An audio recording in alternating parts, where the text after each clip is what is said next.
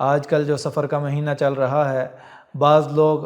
نبی کریم صلی اللہ علیہ وسلم کے زمانے میں اس سے بدشگونی لیتے تھے کہ یہ برا مہینہ ہے، حتیٰ کہ آج کل ہمارے زمانے میں بھی بعض لوگوں کے بعض مہینوں کے بارے میں یا بعض تاریخوں کے بارے میں ایسے عقائد موجود ہیں کہ اس تاریخ میں شادی نہیں کرنی ہے، کہ وہ پھر برا شگون ہے، کوئی برا نتائج نکلیں گے۔ حالانکہ ہر چیز جو اچھائی ہو یا برائی ہو، رب تعالیٰ کی طرف سے تقدیر میں پہلے سے لکھی ہے، اور تقدیر پر جو ایمان ہے اس کا یہ حصہ ہے کہ جو اچھی چیز پہنچے وہ بھی تقدیر میں لکھی ہوئی ہے، اور یہ بھی سمجھے کہ جو میرے ساتھ برا ہوا ہے وہ بھی میرے تقدیر میں لکھا ہوا تھا، اس پر بھی عقیدہ رکھے، اور کسی چیز میں برا شگون نہ سمجھے۔ بعض لوگ الو میں برا شگون سمجھتے ہیں کہ وہ حالانکہ ایک صرف جاندار ہے، وہ نہ تو کسی کو نفع دیتا ہے نہ نقصان دیتا ہے، نفع اور نقصان اللہ کی طرف سے ہے، اور اس کو الو کو دیکھ کر بعض لوگ خود الو بن جاتے ہیں کہ سمجھتے ہیں کہ شاید اس کی وجہ سے ہمیں نقصان پہنچا ہے۔ ایسا نہیں ہے۔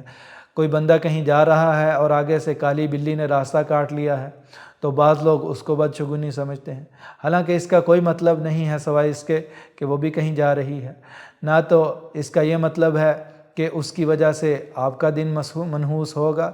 برا گزرے گا، اور نہ ہی اس کا یہ مطلب ہے کہ آپ کی وجہ سے بلی کا دن برا گزرے گا۔ یعنی نہ تو آپ کسی کے لیے منحوس ہیں اور نہ ہی کوئی دوسرا جاندار آپ کے لیے منحوس ہے، نہ کوئی تاریخ منحوس ہے، نہ کوئی دن منحوس ہے، نہ کوئی